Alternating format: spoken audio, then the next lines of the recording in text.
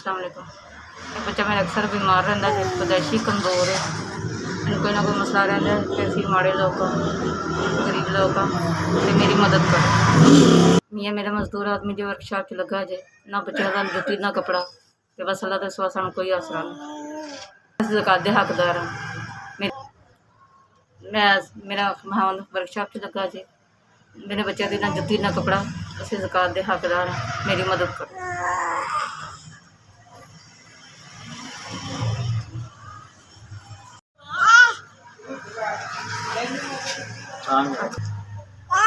SVS तुसीं साढ़े 5,000 की मदद की, तुहाड़ी शुक्रगुज़ार, बहुत बहुत तुहाड़ी मेहरबानी।